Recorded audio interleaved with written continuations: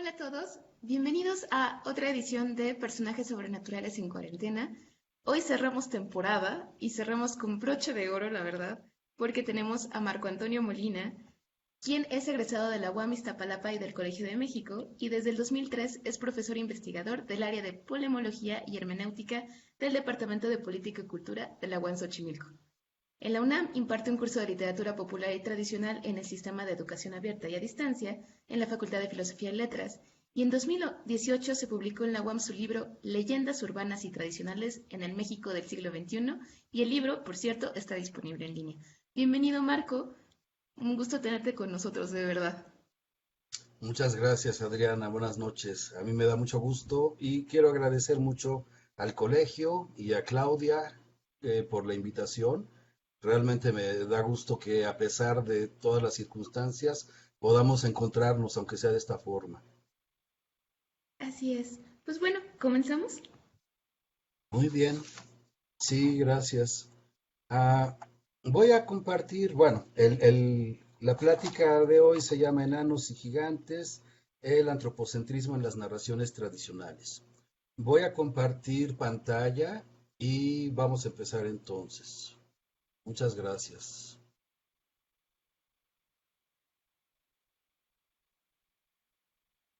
Muy bien. Bueno, am, el hombre es la medida de todas las cosas. Esa es una frase muy conocida de Protágoras. Ya en su tiempo era muy criticado por esta frase y bueno, y se ha interpretado además de muchas maneras, pero me parece que al final de cuentas es inevitable. O sea, nosotros no tenemos otros parámetros que los propios del ser humano para poder medir lo demás, ¿sí? Entonces, pues de ahí que, por ejemplo, para el tema que vamos a revisar hoy, pues lo que resulte más grande de un ser humano común va a ser reconocido como un gigante y lo que resulte más pequeño va a ser un enano, ¿no? O sea, porque al final es eso, nosotros somos la medida, ¿sí? Ahora, vamos a hablar de estos personajes, los enanos y los gigantes, pensándolos de esa manera, ¿no? Lo que es mayor a un ser humano común y lo que es menor a un ser humano común. Ahora, nosotros como especie, si lo pensamos bien, no es difícil explicar que hay en todas las culturas y y en distintas épocas hemos encontrado imágenes de gigantes y de enanos. Lo que estamos viendo ahorita en la pantalla es un gigante, ¿no? Vemos que está cargando un león como si fuera un pequeño gato, ¿sí?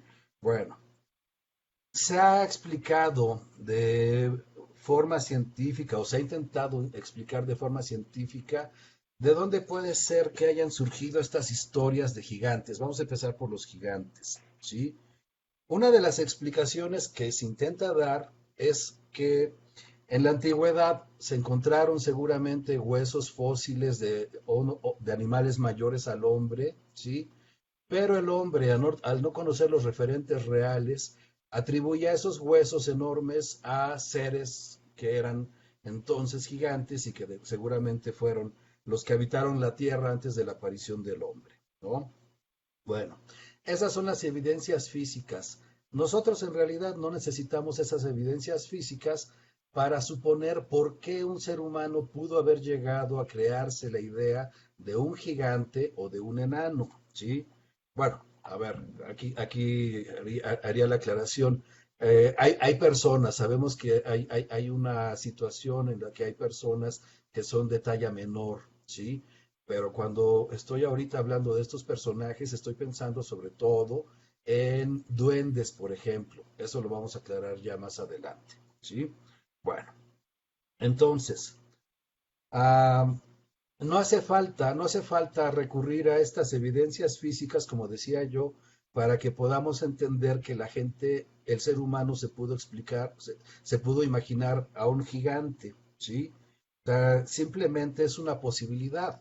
Así como, por ejemplo, tampoco haría falta que hubiera un acontecimiento real, independientemente de que haya existido, que se pueda identificar como un diluvio, ¿no? O sea, porque muchas veces hay gente que se dedica a investigar eso. Ah, vamos a ver las huellas del diluvio, el diluvio que aparece en la Biblia, vamos a buscar. No hace falta, o sea, porque igual lo mismo que los gigantes, diluvios encontramos en otras culturas y no necesitamos esas evidencias arqueológicas o geológicas o de otro tipo.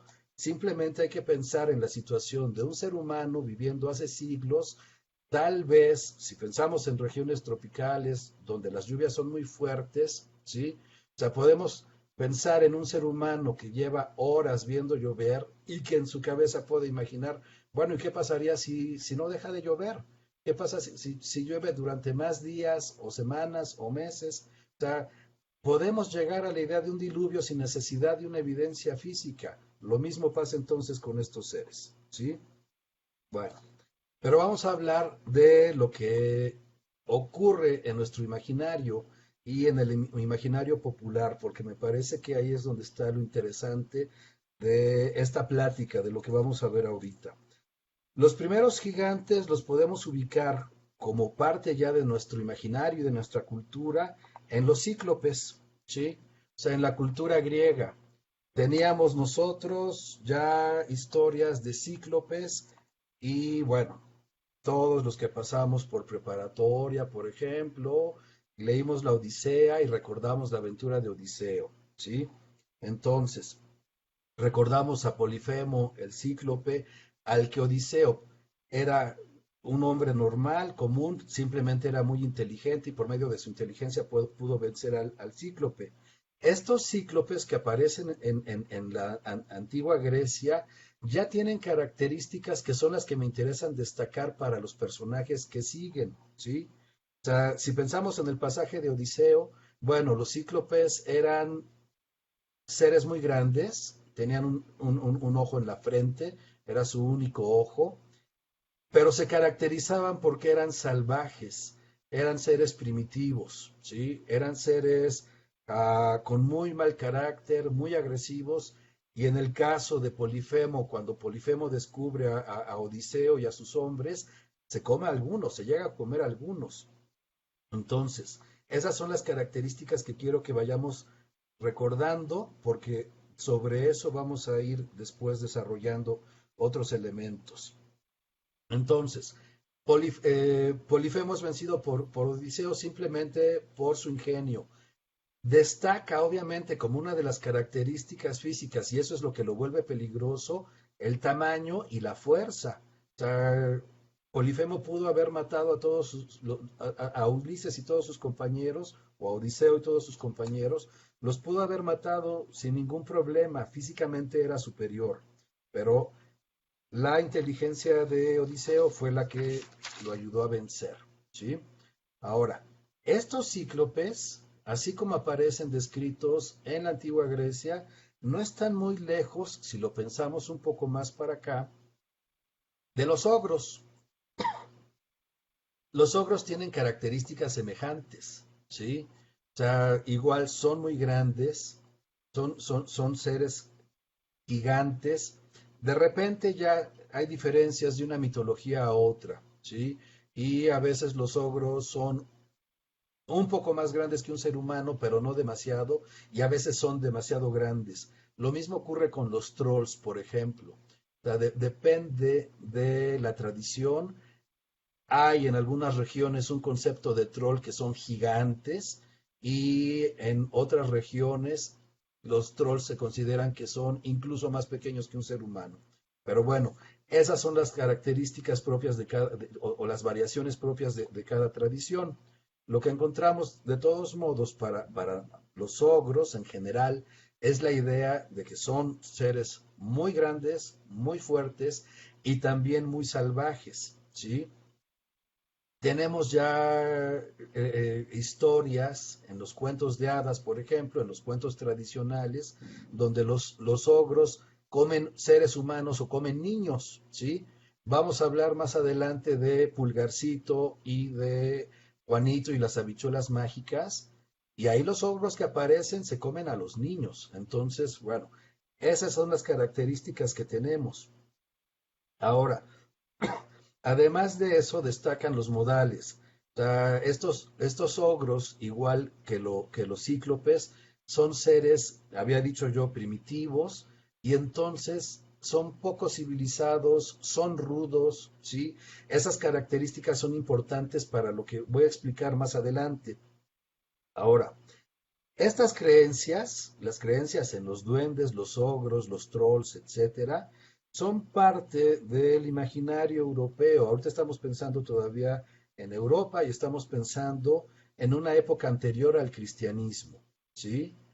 Jacques Le Goff, en su conocido libro de lo maravilloso y lo cotidiano en el occidente medieval, señala que cuando el cristianismo se encuentra con este tipo de creencias paganas, lo que hace es tratar de asimilarlas y las asimila de dos maneras.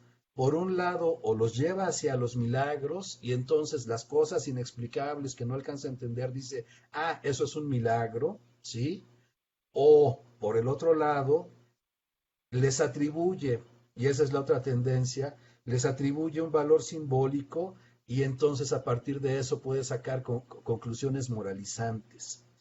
Esto va a ser muy importante para entender lo que vamos a ver después con las historias de estos gigantes y de los enanos que mencionaremos.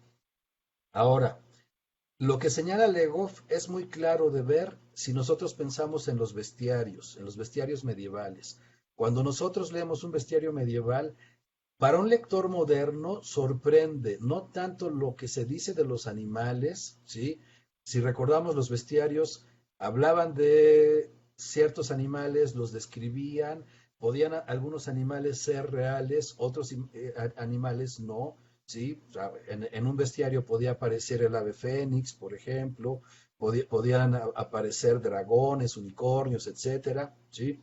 Pero incluso cuando hablaban de animales reales y pensamos en leones, en salamandras, que hay un referente real al que se refiere en el bestiario, bien, incluso para esos animales siempre se les atribuían elementos sobrenaturales y sobre eso además se sacaba una conclusión moralizante o se daba un carácter simbólico que lo relacionaba con algún aspecto religioso. O sea, esas características inexplicables en los animales, entonces, lo que se estaba haciendo aquí es tratar de conciliar con una visión cristiana. Entonces, a esto es a lo que se refiere Le Goff.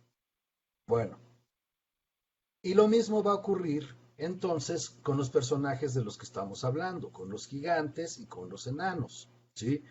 Se vinculan las características físicas con rasgos morales y de carácter. Pensemos en esto. Ah, si tuviéramos nosotros, vamos a pensar en una escala donde lo más alto son los dioses, ¿sí?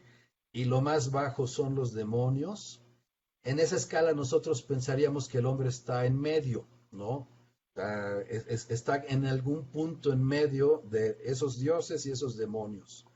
Si son dioses, si son buenos, los dioses generalmente son hermosos, obviamente, ¿no? Y los demonios, por el contrario, son horribles, son monstruosos. Entonces, esos son los extremos de los que yo estoy hablando y ahí es donde el hombre se ubica dentro de su imaginario, se ubica en medio, ¿sí?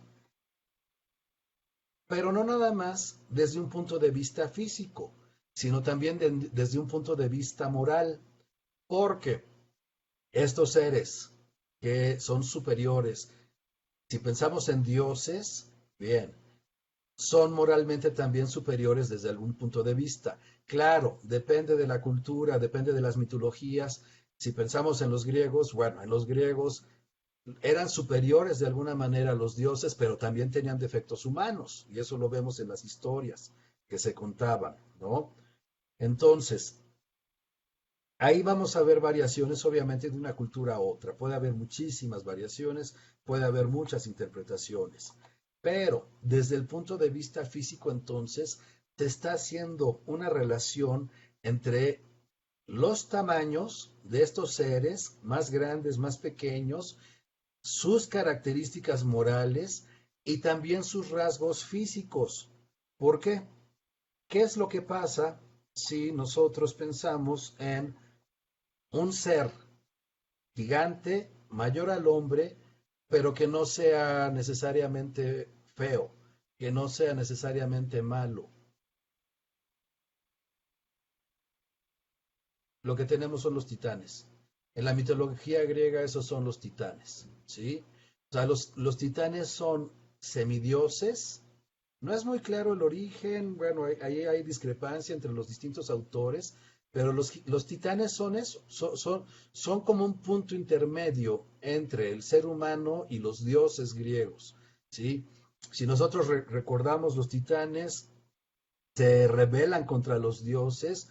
O sea, los titanes son hijos de dioses también, pero no son los dioses grandes, no son los dioses dominantes, se rebelan contra los dioses y al final son vencidos, ¿sí? Y entonces algunos quedan en la tierra, otros quedan encerrados, otros mueren y se considera que de la muerte de esos titanes puede también surgir el hombre, ¿sí? Algunos dicen que el hombre surge de la sangre de los titanes muertos, por ejemplo, ¿no? Esto va a ser importante porque le da al ser humano, desde este punto de vista, un carácter cercano a los dioses, ¿sí? Y entonces, obviamente, es una visión positiva del ser humano, ¿no? O sea, hay una potencialidad ahí como especie que lo hace tender hacia lo superior, que son estos dioses, ¿sí? Bueno, pero estos son los titanes que son gigantes, gigantes que no son malos necesariamente y que no son feos tampoco, no son monstruosos. Cuando un gigante, perdón, cuando un gigante ah, es, es, es monstruoso, es cuando lo reconocemos como un cíclope o lo reconocemos como un ogro o como algún ser semejante, como un troll, por ejemplo. Los trolls también tienen esas características. En nuestro imaginario, parece que entonces vinculamos ese tamaño superior, ese tamaño mayor que el del ser humano, con ese tipo de características, ¿sí? Pero en algún momento es como si nosotros estuviéramos vinculando que un tamaño mayor se acompaña de cierta tendencia, por ejemplo, a la fuerza bruta y al abuso de poder, ¿sí? Porque todavía ahorita, y eso lo podemos pensar, cuando nosotros a veces en una plática informal hablamos de alguien, o sea, no es raro que escuchemos frases de este tipo. Ah, sí, no, ese tipo es un torote, pero es muy buena gente, es muy noble, ¿sí? Como si fueran ideas antitéticas. O sea, en nuestro imaginario en algún momento lo estamos viendo como si fueran ideas antitéticas. Ser muy grande, ser muy fuerte y ser buena gente, ser noble, ¿sí? Entonces, todavía existe eso en esas historias que nosotros podemos identificar sobre gigantes que no son necesariamente malos, ¿sí? O sea, justo destacan por eso. Tenemos la imagen de un gigante que puede ser noble, de un gigante que puede ser amable, ¿sí? Entonces, estas ideas están también ahí. Podemos pensar en gigantes bonachones, ¿sí? Ah, creo que un poco esa identificación que hacemos nosotros de tamaño con cierto carácter, ciertas características morales, lo podemos ver pensando más en historias contemporáneas, que no necesariamente, ojo, no son historias de tradición oral, pero sí son parte de nuestro imaginario y de la cultura popular. Lo podemos encontrar, por ejemplo, en Hulk, justamente. O sea, porque el personaje lo que está encerrando es esa dicotomía, ¿sí? O sea, es un científico, un médico, es un ser humano racional que cuando pierde el control se convierte en un gigante poderoso y destructor, ¿sí? O sea, creo que ahí es donde podemos ver esa dicotomía. Es como si el ser humano pensara de esa manera y polarizara de esa manera las características, ¿sí? Entonces, en ese sentido me parece que ahí está un poco de lo que hace el personaje, lo que hace atractivo a este personaje para mucha gente, ¿sí? Bueno, por otro lado, igual pensando ya en historias más recientes, los orcos están muy relacionados y no se sabe bien si tienen que ver incluso etimológicamente con los ogros, ¿no? O sea, los orcos son una creación, son un personaje más reciente, pero se vincula que puede tener su origen en los ogros de las historias tradicionales y nosotros, si pensamos en la imagen bueno, en la imagen que estamos viendo del lado derecho, si alguien vio esa película, que es una película reciente, ¿sí? Podemos recordar que el conflicto del personaje, el personaje que acompaña a Will Smith, al personaje de Will Smith, es un orco, ¿sí? Y el conflicto de este personaje es que es un policía y nadie le cree que sea bueno, nadie le cree que no sea corrupto, nadie le cree que no sea malo o que sea violento, ¿no? Entonces, ahí es donde yo digo que está esa dicotomía, está esa visión en nuestro imaginario en el que atribuimos a ciertas características físicas también ciertas características morales, ¿sí? Entonces, bueno, si recuerdan esa película, ese es el conflicto del personaje. Ahora, ¿qué sucede en los cuentos tradicionales? Ahí es muy fácil ver lo que sucede con estos personajes. Cuando pensamos en historias como la de Pulgarcito, ¿sí?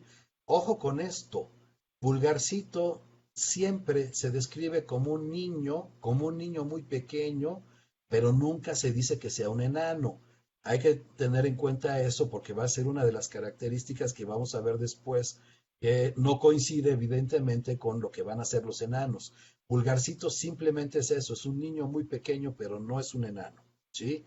Bueno, en el caso de Pulgarcito, igual que en Juanito y las habichuelas mágicas, también otro cuento tradicional, los personajes son pequeños, son niños, pero se enfrentan a lo que son los ogros. Los ogros tienen todas las características que yo ya señalé, ¿sí?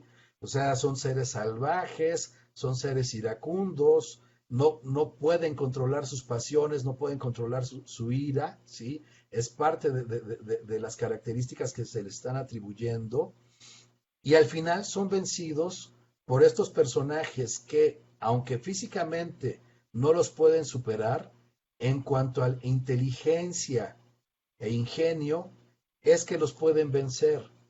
Me parece que ahí es donde está esa intención moralizante de los cuentos de hadas o de los cuentos tradicionales que se vinculan justamente con esa visión del cristianismo que yo mencionaba hace un momento, ¿sí? Porque ahí es donde podemos ver eso, que esos personajes cumplen, tanto los buenos como los malos, cumplen con ese antagonismo, ¿sí? Es un poco, pensémoslo de esta manera, y así es como se ha interpretado el pasaje de Odiseo y los cíclopes, es como el enfrentamiento entre civilización y barbarie, ¿sí? Hay lecturas antropológicas que hablan de Odiseo representando al hombre civilizado. Es civilizado porque es inteligente, es racional, utiliza naves, o sea, ya tiene embarcaciones, está representando en su momento la civilización y los cíclopes a los que se enfrenta Odiseo viven en cuevas, son pastores, o sea, en ese sentido es que son primitivos y representan la barbarie, ¿sí? Entonces, en esa visión antropológica, sociológica de la Odisea, se ha dado esa interpretación, ¿sí? O sea, el hombre civilizado al final es el que termina venciendo a el hombre bárbaro, el que representa el atraso, la barbarie, ¿sí? Bueno, vamos a continuar entonces. Ah,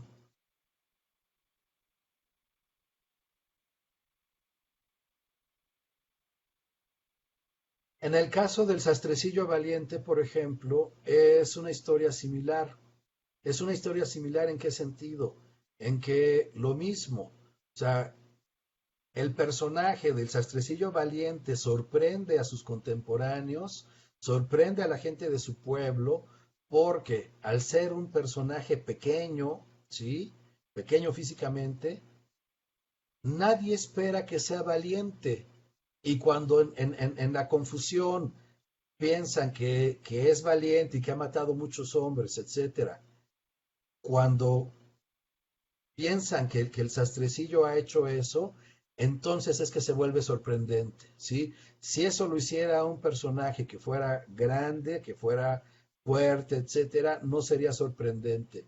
Y en el caso del sastrecillo, eso es lo que resulta. Resulta un personaje sorprendente porque en nuestro imaginario no esperamos que un personaje físicamente con esas características sea un personaje valiente, aunque sea por una confusión, pero que después demuestra que sí puede ser superior a otros personajes, otra vez por el ingenio y por la inteligencia. Bien. Estos personajes gigantes que representan la barbarie, bueno, los podemos encontrar igual en otros textos, en otras tradiciones. Si pensamos en Grendel, por ejemplo, del Beowulf, pues es lo mismo, o sea, es la misma perspectiva y es la misma lectura que se hace, ¿sí? O sea, Beowulf venciendo a Grendel, que es el salvaje, el monstruo, lo que representa la barbarie, ¿sí? Bueno, ahora, ocurre algo, y aquí no tengo yo una respuesta clara, lo que tengo es una pregunta, y la pregunta es esta. ¿Por qué los gigantes, estos gigantes de los cuentos de hadas o de los cuentos tradicionales, por qué estos gigantes no han pasado a las leyendas? O sea, yo no tengo una respuesta clara. Ojo con esto, si alguien de los que nos está escuchando conoce leyendas de seres gigantescos, yo les pediría que las compartan, por favor, porque hasta donde yo pude pensar no recordé ninguna. Ojo, de seres gigantescos, ¿sí? Porque tenemos historias como las del Cadejo, por ejemplo, o los nahuales. Y cuando se describe al Cadejo, se dice, ah, es un perro muy grande. Ojo, pero es muy grande que puede ser del tamaño de un caballo, pero no es gigante. O sea, es un perro muy grande, pero cuando es del tamaño de un gigante, perdón, de un caballo, todavía no está en una proporción que nosotros podamos considerar que es un animal gigante. A eso me refiero, ¿sí? Entonces, bueno, ¿cuál sería la explicación que yo daría? Pero es solo eso, una hipótesis. No me atrevería yo a afirmar más por el momento. Me parece que estos gigantes de los cuentos de hadas no pasaron a las leyendas porque no serían verosímiles, ¿sí? O sea, si es un gigante como se supone que son los trolls, y bueno, en ese sentido, en la tradición europea sí están dentro de las leyendas los trolls, ¿sí? Pero en la tradición, en nuestro continente, yo no pude ubicar esos personajes. Entonces, ah, me parece que en nuestra tradición, aquí en América, no sería verosímil hablar de un gigante porque tendría que ser muy visible y entonces mucha gente lo tendría que ver y esa parte es la que me parece que no es verosímil, ¿sí? O sea, creo que hay otras cosas que podemos, y ojo, estoy hablando de verosimilitud, que nos pueden parecer más verosímiles. Por ejemplo, que mi abuelo muerto se me aparezca y me diga algo. O sea, bueno, eso para nuestra tradición es más verosímil que pensar que en el bosque, en el campo, en algún lugar, me encontré yo con un gigante de 20 metros y que nadie más que yo lo vio. O sea, es a lo que yo me estoy refiriendo, ¿sí? Bueno, pero el asunto es que, en cambio, los enanos sí pasaron a las leyendas, porque lo que nosotros tenemos cuando pensamos en estos enanos son sobre todo en los duendes. Los duendes sí los encontramos mucho en las leyendas, no nada más en América, o sea, en Europa también, duendes identificados con diferentes personajes. En Europa reciben diferentes nombres, pensando aquí en México, bueno, van a ser duendes y van a ser otro tipo de personajes. Algunos son americanos, como a veces los chaneques se llegan a identificar con duendes, ¿sí? Entonces, en ese sentido es que si encontramos leyendas de estos seres que son pequeños, ¿sí? Y ahí no es difícil pensar, bueno, primero, ¿qué están representando y por qué sí se pueden asimilar a un género diferente que es la leyenda, a diferencia de los gigantes, ¿sí? Ahora, los enanos los encontramos desde la tradición romana. Desde la tradición romana ya había enanos que eran, perdón, ya había duendes que eran duendes de jardín, ¿sí?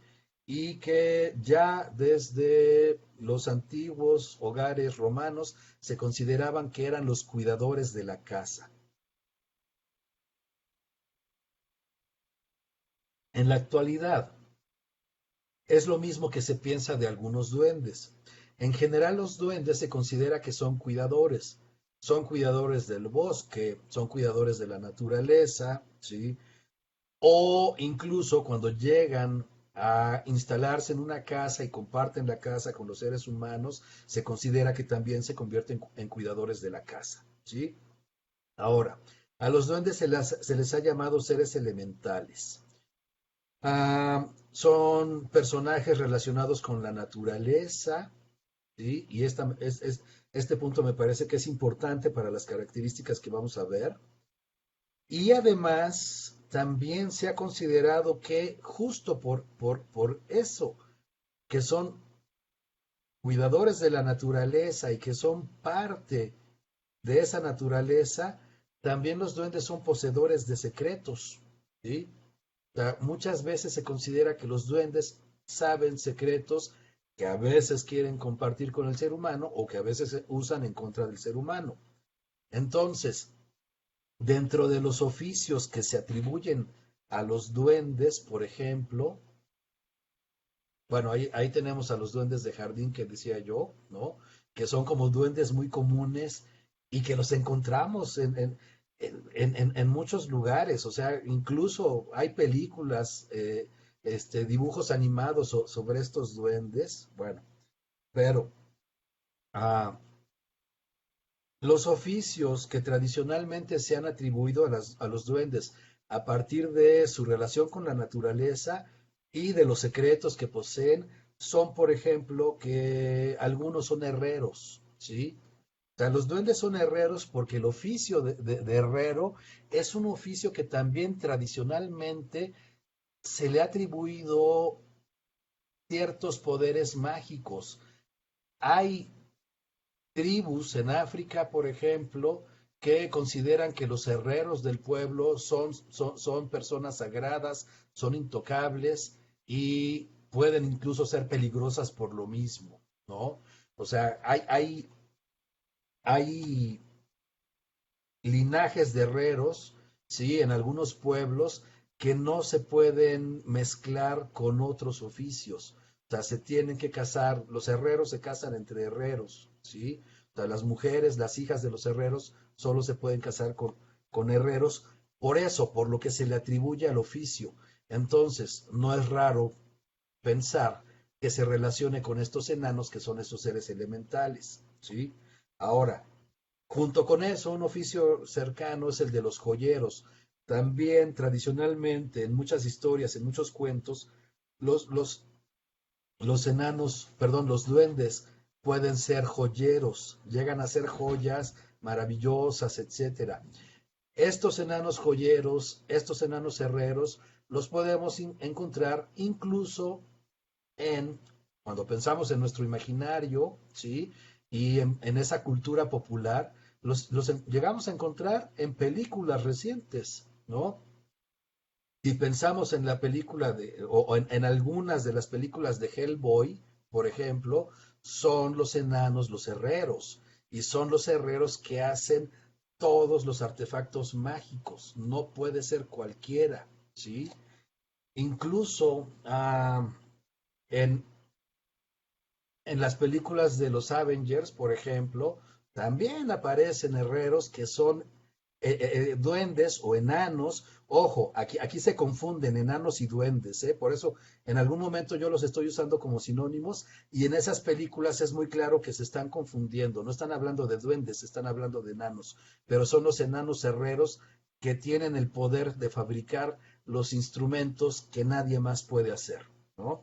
Bueno, ahí están como parte de nuestra cultura popular. Ahora,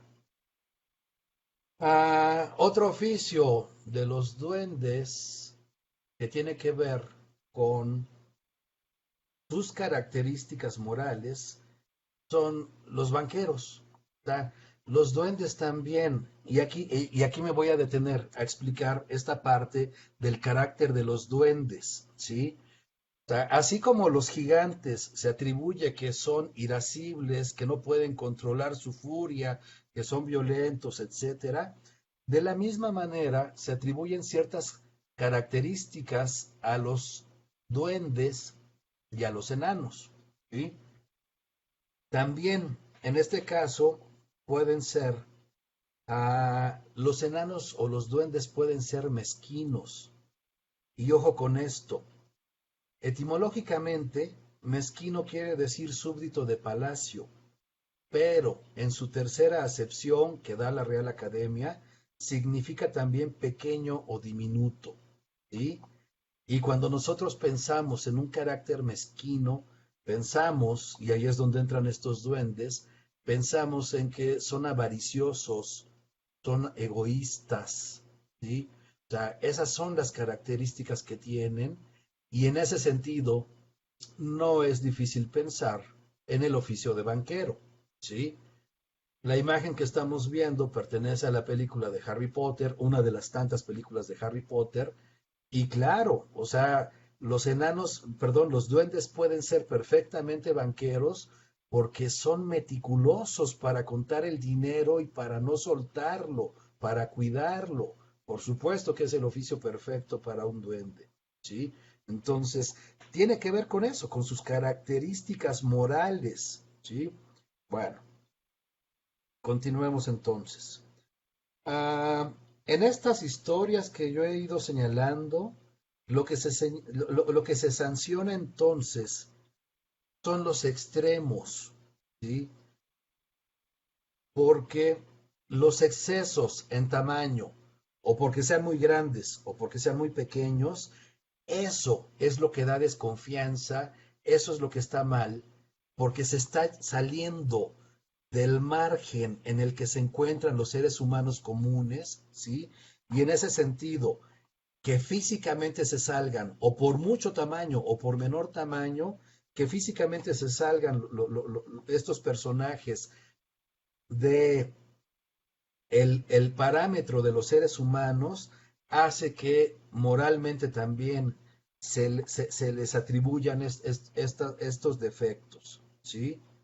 Entonces, igual que por el tamaño, se está sancionando todo lo que sea diferente, ¿sí?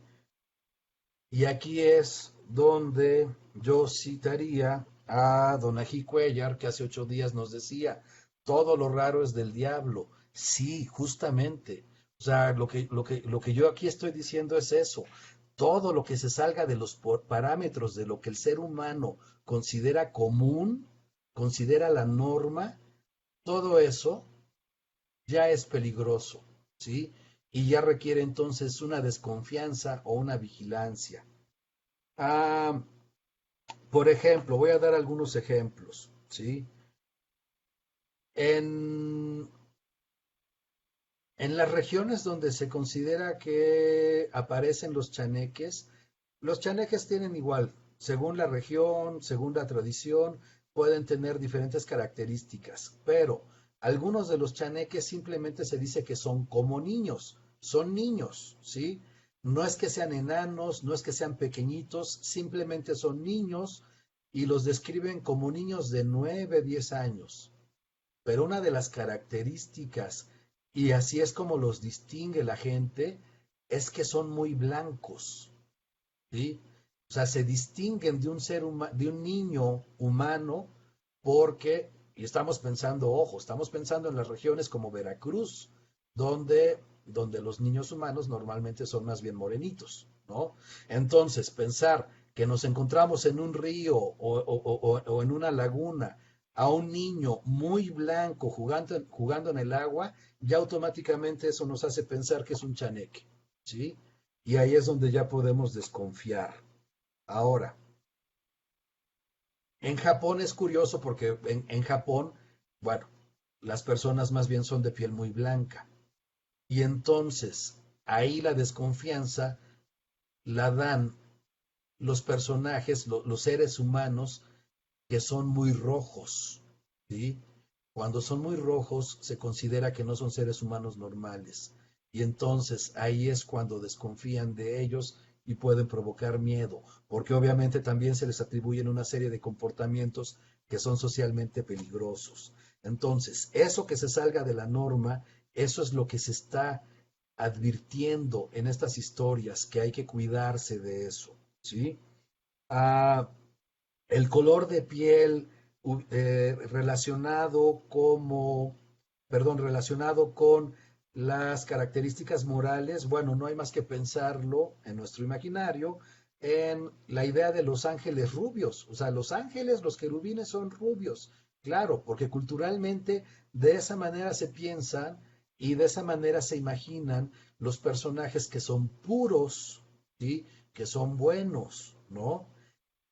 Y al contrario, o sea, cuando pensamos nosotros en demonios, cuando pensamos en diablos, los diablos son negros, son rojos, o sea, son más oscuros que un ser humano común, ¿sí? Entonces, esos extremos, esas características que se salen de la norma son las que se están señalando, ¿sí? Los excesos en los rasgos resultan en lo monstruoso o lo grotesco. Y también puede incluir eso las narices, las orejas, los ojos, demasiado grandes, por ejemplo, además del color de la piel que ya mencioné. ¿Sí? Bueno, incluso los espacios. O sea, porque también nosotros encontramos historias donde los duendes viven bajo tierra. Ojo, los seres humanos vivimos sobre la tierra.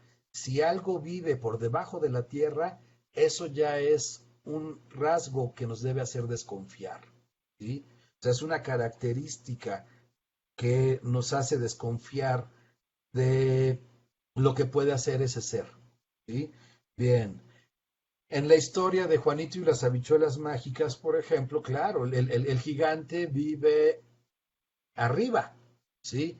Es por la enredadera que Juanito tiene que subir para llegar a la casa o castillo, según el cuento o la versión del cuento que se lea, ¿no? Pero es la casa o el castillo del gigante, aunque curiosamente, igual que en algunas versiones de Pulgarcito, estas casas de los gigantes son ricas, hay riqueza en estas casas y pensemos otra vez en eso, ¿sí? Otra vez en los excesos. Es como si un exceso de riqueza también nos tendría que hacer desconfiar de los personajes. Y pensémoslo para las leyendas que se cuentan y que podemos nosotros escuchar en los pueblos. O sea, en los pueblos nosotros escuchamos historias donde un personaje, el rico del pueblo, no es que tenga características físicas diferentes, pero la riqueza que posee, que, que sale del entendimiento del pueblo, de la gente del pueblo, esa riqueza es la que siempre hace desconfiar, ¿sí? Entonces, cuando encontramos que hay un personaje en un pueblo que es muy rico, rico de una manera excesiva, no un poquito más que sus paisanos, sino una riqueza excesiva, automáticamente se piensa, claro, debe haber hecho pacto con el diablo. Seguramente el diablo fue el que le dio su riqueza, ¿sí? O sea, incluso ahí ese exceso está mal visto moralmente. Bien, continúo. Todo lo que sale de la norma, entonces, no solo es visto como diferente, sino también como monstruoso. y en una extraña lógica que es muy común en las sociedades, se ve como algo peligroso, ¿sí? Recordemos simplemente que en la antigüedad se hablaba de las maravillas de otras tierras, en esos libros o crónicas que hacían los viajeros, y recuerdan que se hablaba de hombres con cabeza de perro, por ejemplo, o con dos cabezas, o que tenían la cara en el pecho, o que tenían miembros de animales, los pies, los brazos, las manos, etcétera, ¿sí? Entonces, eso era lo que maravillaba a los seres humanos, claro, porque era lo diferente, ¿sí? Y junto con esas características físicas, había también una serie de juicios morales que se podían hacer sobre estos seres. Es extraño, esto es muy curioso, cómo en la actualidad, a propósito de ciertas características que uno pensaría, bueno, pues son características comunes hasta cierto punto del ser humano, aunque estadísticamente no lo sean, ¿sí? Pero hay ciertas características en los seres humanos que en algunas teorías se considera que son signos de un ser diferente. ¿Y a qué me refiero con esto? Platicando hace muy poco tiempo con una amiga que se ha metido un poco más en este tema, yo no lo conozco, ella era la que me lo decía, ¿sí? Me decía y ella me lo decía así, yo tengo varias características que me harían, según muchas personas, un reptiliano, ¿sí? O sea, yo no sabía de este tema y entonces le pregunté, bueno, pero ¿cómo? Y me dice, sí, o sea, mi tipo de sangre, o sea, tiene una sangre que no recuerdo qué tipo es, A, AB, no recuerdo cuál.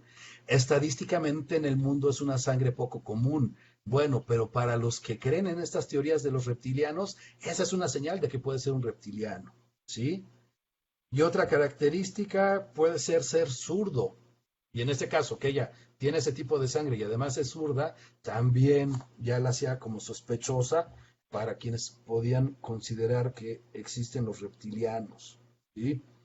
Bueno, y así como estas, me daba otras características físicas que son poco comunes, pero que igual ella tenía. Entonces, estas historias promueven socialmente el término medio, o sea, temer o evitar los excesos, tanto físicos como morales. Y así es como lo entendían Platón en el Gorgias y Aristóteles. Ojo con esto, o sea, esto tampoco quiere decir que sea tan nuevo y ya los griegos, Platón, Aristóteles, ya estaban hablando de esto desde un punto de vista positivo. El tópico más importante es sin duda el de la Aurea Mediocritas, fundado en la vieja idea griega del justo medio, ¿sí? Que aparece en el Gorgias platónico y que se relaciona con la justicia, por ejemplo. En Aristóteles se relaciona con la virtud también. Si Aristóteles dio al concepto de justo medio su definitiva configuración intelectual, reelaborada después por Santo Tomás en el mundo medieval, Horacio fue el que le otorgó identidad literaria. Bueno, no me voy a meter en la cuestión de Horacio, pero también Horacio, simplemente recordemos, es uno de los que propone evitar los excesos en la escritura. ¿Sí? Bien. Entonces, en este sentido, las leyendas tienen una función reguladora de las conductas sociales. Pareciera que el conjunto de leyendas y la comunidad que las cuenta, igual que Aristóteles, ven un riesgo social en los excesos, ¿sí?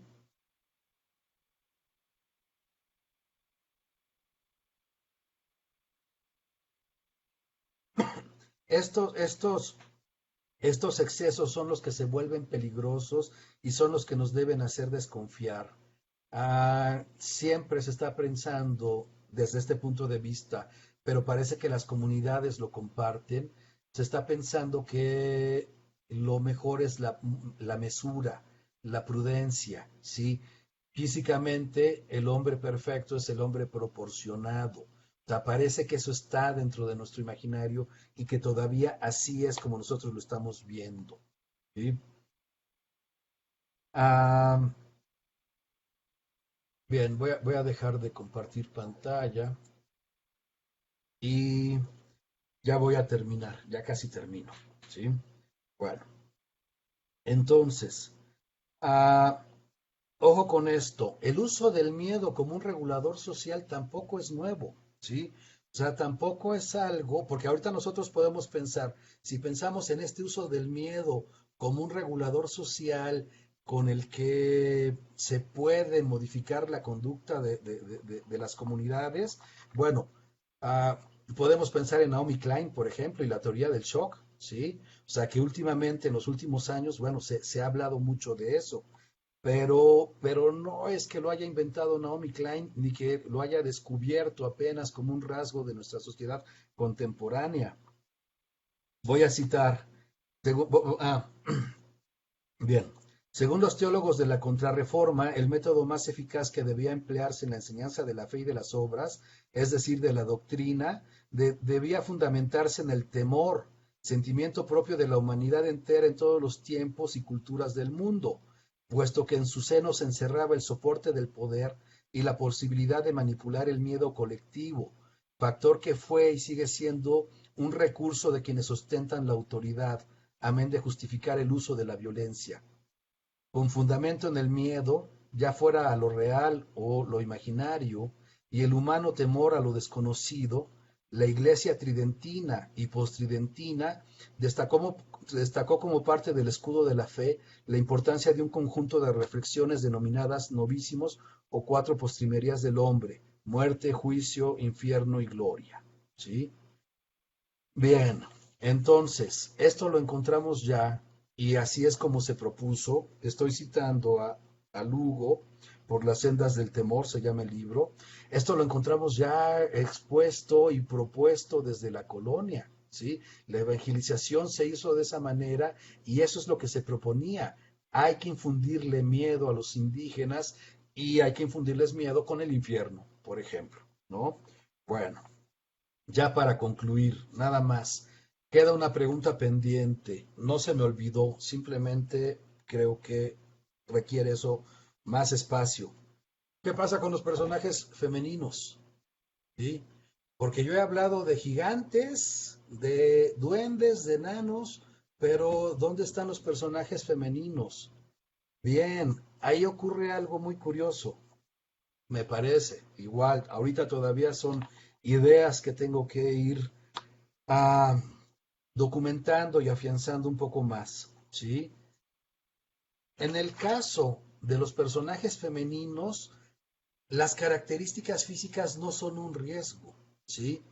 Porque en los cuentos, por ejemplo, tanto de Pulgarcito como de Juanito y las habichuelas mágicas, las esposas del ogro, las ogresas, son las que ayudan a los niños, ¿sí? En Pulgarcito, la esposa del ogro esconde a los niños para que el ogro no se los coma. En Juanito y las habichuelas mágicas es lo mismo. Entonces, o sea, que la mujer sea un ogro, que sea enorme, no la hace necesariamente mala. ¿Dónde están los excesos de los personajes femeninos? Los excesos de los personajes femeninos no están en el físico, en los rasgos o características físicas, están en el comportamiento, ¿sí? O sea, en nuestra cultura, ¿quiénes son las malas? Las malas son las brujas. ¿Por qué son malas? Porque son malas madres, porque son malas esposas, ¿sí? Porque son rebeldes. Esas son las malas, ¿no? Entonces, esos son los excesos, ¿sí? Los excesos tienen que ver, en el caso de los personajes femeninos, con los rasgos de carácter, no con los rasgos físicos. Pero bueno, esto queda apuntado, ya después lo podremos desarrollar y sería todo por el momento. Les agradezco mucho. Muchas gracias, Marco. Qué maravilloso. Y aparte tocaste uno de mis temas favoritos en estos lugares que trabajamos. Y pues vamos a abrir la sesión de preguntas, por favor. Sí, Y claro, claro. vamos a empezar con una pregunta de Grace Bazán Vera, que quiere saber cómo se aplicaría lo que comentas, me imagino que particularmente lo que dijiste sobre los gigantes, al personaje de Frankenstein. Ah, ya. Ah, No sé, no lo había pensado. No lo había pensado y voy a tratar de contestar ahorita. Me parece que ahí es una situación diferente, ¿no? Ah, ¿cómo se ha visto lo de Frankenstein? Lo de Frankenstein no es un enfrentamiento tanto entre la civilización contra la barbarie, que yo pensaría un poco en una lectura de ese tipo, no va tanto por ahí, sino como la invasión del hombre por medio de la ciencia, una ciencia mal entendida, ¿sí? En los terrenos de la naturaleza, y en este caso muchos dicen, ah, claro, y en la creación, que es un atributo de Dios, ¿no? O sea, el hombre se está metiendo en los negocios de Dios. Bueno, lo podemos ver como los negocios de la naturaleza, ¿sí? Entonces, por ahí creo que es el asunto. Y Frankenstein en ese sentido es eso, es un personaje fabricado, ¿sí? Y eso me parece que es lo que lo convierte en monstruoso. No, no es tanto que sea grandote, sino que es un personaje fabricado, no es natural su origen, aunque esté hecho por partes de seres humanos, ¿no? Pero creo que por ahí va el problema. No lo había pensado, la verdad es que no se me había ocurrido pensar en ese personaje, pero gracias. Está interesante, realmente podemos volver a eso posteriormente en otra conferencia que te invitemos por acá. Bien. Y don Ejico Yares Camilla, muchas gracias, que nos dejó muchos comentarios el día de hoy. Nos dice que hay versiones de la Matlacigua donde se describe como un gigante coloso. Sin embargo, no conozco ninguna directamente, así la describe Burgoa, el cronista de la antigua Antequera, Oaxaca. Y nos pregunta si los liliputenses podrían ser como enanos. Ah, claro, claro, claro, sí. Justo, no cité el caso de Gulliver y los liliputenses porque me quise centrar en la tradición, en la literatura tradicional y la popular, ¿no? Y bueno, Gulliver ya es literatura culta, pero sí funciona igual en el mismo sentido en cuanto a las características intelectuales. ¿Qué es lo que sucede cuando Gulliver llega con los liliputienses? O sea, lo que cuenta de ellos es que son tontos. O sea, que sean pequeños parece que los hace tontos, ¿no? Entonces, y tenemos en los viajes de Gulliver tenemos justo, y sí estuve a punto de incluirlo en esta plática, porque ahí tenemos el ejemplo. O sea, Gulliver es el ser humano, digamos que es el normal, ¿no? Se encuentra con los liliputienses que son más pequeños y con los gigantes. También va a una tierra de gigantes y ahí son otros problemas. Entonces es lo mismo, o sea, el normal, llamémoslo así, es el ser humano. Lo que se salga de eso ya es otra cosa y es extraño, es diferente, es raro, ¿no? Claro, por supuesto. Nos pregunta N.T. Gómez, bueno, nos comenta que los duendes también son zapateros y sastres, ¿no? De profesión. Sí, también. Y eh, nos preguntan también cómo podemos ver los elementos que has escrito en los gigantes del cuento de Jack y las habichuelas mágicas, ¿no? ¿Cómo podemos ver, ay, perdón, no dice nada más dice, ¿cómo podemos ver los elementos que has escrito en los gigantes del cuento de Jack y las habichuelas mágicas? Bien. Ah, es el cuento que citaba, yo lo mencionaba como Juanito, ¿no? En las versiones castellanizadas se conoce como Juanito y las habichuelas mágicas, pero justamente es eso. O sea, el personaje sube al castillo o casa del gigante, la mujer que es una ogresa. En algunas versiones se menciona que es un ogro, que ellos son ogros, y en otras versiones simplemente se dice que son gigantes, ¿no? Pero las características son las mismas en ese sentido, ¿sí? O sea, el gigante es malo, es gruñón, come niños, ¿sí? En la versión de Perrault, por ejemplo, o sea, cuando el gigante llega y huele, oye, huele a niño, ¿me vas a dar de cenar algún niño hoy? Dice, no, no, no, estás oliendo al niño que te cociné ayer. No, eso es lo que huele, ¿sí? O sea, la ogresa le cocina a niños todos los días, porque cuando regresa Juanito a visitar otra vez el castillo, el pretexto de la ogresa es la misma. Dice el gigante, oye, huele a niño, ¿me vas a dar de comer a un niño? No, no, no, es el niño que te cociné anoche, pero no he limpiado el horno. por eso huele todavía, ¿sí? Entonces, son esos personajes. Pero la ogresa cuida, protege, esconde a Juanito, ¿sí? O sea, como personaje femenino no es igual que el ogro masculino, ¿sí? Bueno, no sé, ¿qué más? A ver. Nos preguntan también los gigantes qué oficios tienen. Ah, los gigantes, los gigantes de la mitología europea y pensando sobre todo en los griegos, no son oficios que requieran mucha habilidad intelectual, ¿sí?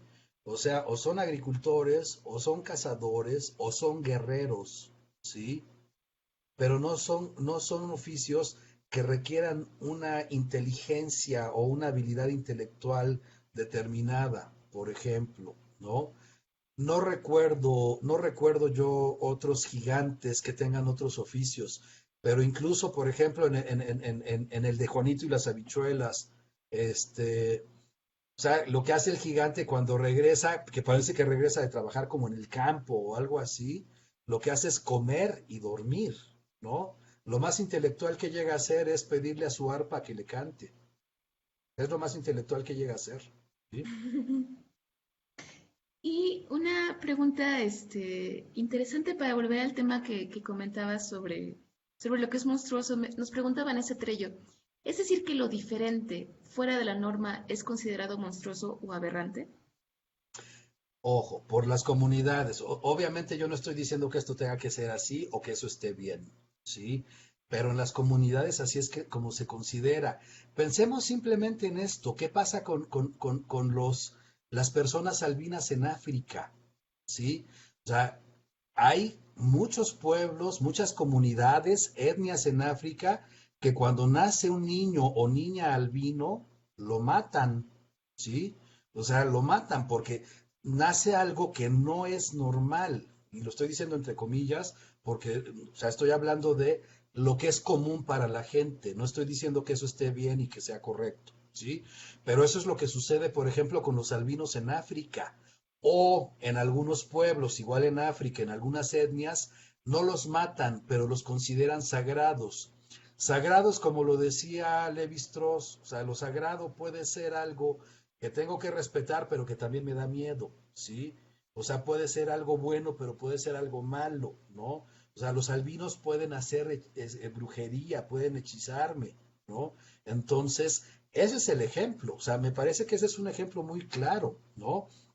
Y como ese podemos pensar otros ejemplos para lo que en nuestra comunidad, en nuestra sociedad, sigue siendo lo que se considera diferente y que muchas veces es lo que se considera peligroso, ¿no? Pero yo creo que sí, que es una tendencia. No digo que eso sea correcto, pero que es lo que encontramos con mucha frecuencia. Es cierto, claro, ¿no? Y creo que más bien en la tradición se demuestra, por ejemplo, lo que me pareció muy interesante también lo que mencionaste de personajes femeninos y cómo han sido tratados y es como muy sintomático de una cultura, de un lugar en especial de una región, cómo tratan a los personajes femeninos, ¿no? O sea, como te puedes encontrar historias donde a la ciguanaba, por ejemplo, de Guatemala, la ven como un monstruo horripilante, otras donde es visto como la justiciera, ¿no? Que es lo que encuentro mucho últimamente. Ajá, también. Ahora hay que ver qué pasa en esas comunidades donde se les ve como una justiciera. Algo está pasando en el contexto social para que pueda tener un carácter diferente. ¿Qué pasa con esto? Y bueno, sabes, quiero compartir, voy a compartir después en los comentarios de la transmisión, voy a compartir el libro que publiqué de leyendas, ¿sí? Sí, por favor. Se puede descargar gratuitamente de la página de la UAM y legalmente, es gratuito y es legal, ¿sí? Entonces, bueno, Lo que lo nos voy a gusta. compartir, sí. Pero yo creo que cuando mencionas este caso, justamente hay que pensar qué está sucediendo en la sociedad, en la comunidad que está contando esas historias donde se vuelven justicieras estos personajes, ¿sí? Porque Yo estoy convencido, y lo menciono ahí en la introducción de ese libro, estoy convencido que las leyendas, eso es lo que están buscando, o sea, están buscando una regulación moral, ¿sí? Y entonces lo encontramos en estas dos historias, es el ejemplo que yo doy ahí. Las mujeres que se aparecen y que castigan al hombre, lo matan, le dan un susto, ¿sí? A veces del susto simplemente se enferman, otras veces se llegan a morir, ¿no? O por lo menos los pierden. Esas historias donde ocurre eso es porque el personaje masculino, o sea, el hombre, o anda borracho o es muy mujeriego, ¿sí? Y entonces va en el campo caminando, ve a una mujer, le parece muy atractiva y o porque está borracho o porque es muy mujeriego, dice, ah, yo aquí voy, ¿no? Y le empieza a seguir, ¿sí? Y entonces el personaje, ya que deja que se acerque y ya que le muestra su identidad, es cuando se enferma, se desmaya, se muere, o se lo lleva y lo pierde y ya no se vuelve a saber de él, ¿no? O sea, ¿qué es lo que se está aquí diciendo? O sea, que si vas en el campo y te encuentras una mujer, o sea, no andes de coqueto, no te pongas a seguirla, no te pongas, ¿sí? Porque te puede pasar eso, ¿no? Y al revés, hay otras historias donde lo que sucede es, y tenemos también muchas historias, estoy seguro que casi todos conocen esa historia, alguien se las ha contado, ¿no? O sea, vamos a pensar, es un taxista que va en la noche manejando, encuentra una mujer que le hace la parada, la mujer le pide que lo lleve a algún lugar y en algunas versiones la mujer dice, no tengo dinero, ¿me puede llevar usted? Y el taxista dice, no se preocupe, no se preocupe, yo la llevo. Porque el taxista está pensando, es muy tarde, viene sola, la voy a cuidar, ¿no? Y entonces la lleva a donde la mujer quiere, a donde la mujer le pide. La mujer a veces le dice, oiga, no tengo dinero, pero le dejo esto a cambio y regrese después a que le paguen, ¿no? Entonces, o la mujer deja olvidado algo, un suéter, un chal, lo que sea, ¿no? El taxista regresa a devolver lo que la mujer dejó y ahí es donde uno se entera de que la mujer estaba muerta, pero muchas veces, en muchas versiones, le pagan el viaje y le dicen, ah, no se preocupe, sí, mire, es mi hija que murió hace no sé cuántos años, pero yo le voy a pagar su viaje, no, no se preocupe. Y le pagan su viaje, ¿sí? Entonces, ¿qué es lo que están proponiendo estas historias? Justo lo contrario. O sea, si tú como hombre te encuentras en la noche una mujer que está sola, ¿sí? Cuídala, llévala donde va y entonces puede ser, si no tienes una recompensa, por lo menos no te va a matar de un susto, por lo menos. ¿Sí? Entonces, creo que tienen esa función social estas historias. Y así como eso, podemos pensar en otras. Por supuesto, definitivamente. Creo que pues, es un tema que nos podría dar muchísimo para largo. Lo volveremos a retomar seguramente. Y nos vamos con la última pregunta de esta noche, de Muy esta bien. temporada. Pregunta Marcela Jiménez Roa. En la tradición cristiana aparece Cristóbal descrito como gigante. ¿Cómo lo explicaría, profesor? Sí. Perdón, la última parte de tu pregunta no la escuché. ¿Puedes En la repetirla? tradición, claro que sí. En la Sí. tradición cristiana aparece Cristóbal descrito como gigante. ¿Cómo lo explicaría? Bien. No soy experto en la tradición cristiana, la verdad es que sí lo recuerdo. No estoy seguro, la verdad, y esa es la verdad, no estoy seguro. Creo que se describe a Cristóbal o a San Cristóbal como un hombre muy grande. Lo de gigante no estoy seguro. O sea, yo ahí más bien pediría, vayámonos a la Biblia, a alguna versión de la Biblia, leamos exactamente qué es lo que se dice ahí, pero hasta donde yo recuerdo sí se le describe como un hombre muy grande, no necesariamente como un gigante, aunque se supone que en la Biblia sí hay menciones de los gigantes, pero como una raza que existió y que desapareció, ¿sí? Entonces, no sé si este San Cristóbal sea exactamente un gigante, pero sí es muy grande, eso es lo que sí Lo que sí recuerdo, pero no estoy seguro, tendríamos que ir a buscarlo. Por supuesto, ¿no? En realidad, y también ver la traducción, ¿no? ¿Qué tanto pudo Ah, haber no. pasado ahí? Y la, Claro, y la versión que estemos revisando, qué versión de la Biblia estamos leyendo. por Sí, supuesto. sí, Bueno, sí. Marco, pues muchísimas gracias por estar con nosotros. La verdad es que ha sido riquísimo. Qué gran manera de cerrar esta temporada.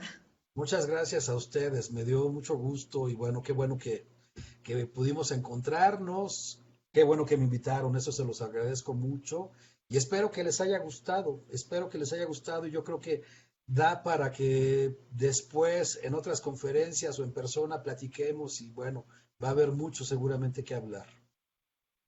Seguramente sí, y también si te das la vuelta por los comentarios puedes ver muchísimas felicitaciones y saludos que te mandan por igual alumnos, investigadores y nuestros seguidores que están con nosotros cada jueves. Y pues bueno, les quiero agradecer muchísimo por estar con nosotros una vez más, por habernos acompañado durante todo este año en estas temporadas. Y no se preocupen porque vamos a regresar en enero del próximo año para más personajes sobrenaturales en cuarentena hasta que esto se acabe. Entonces, esto seguirá. Quién sabe cuánto tiempo, pero qué bueno que tenemos a nuestros investigadores y ponentes estrella para acompañarnos aquí en el encierro. ¿Algo más que quieras agregar, Marco? No, muchas gracias, les agradezco a todos que nos hayan acompañado y sus preguntas. Muchas gracias. Voy a meter a revisar y bueno, ya contestaré. Muchas gracias, Marco, de verdad. Ha sido un gusto y gracias a todos por acompañarnos. Nos vemos próximamente. Cuídense mucho.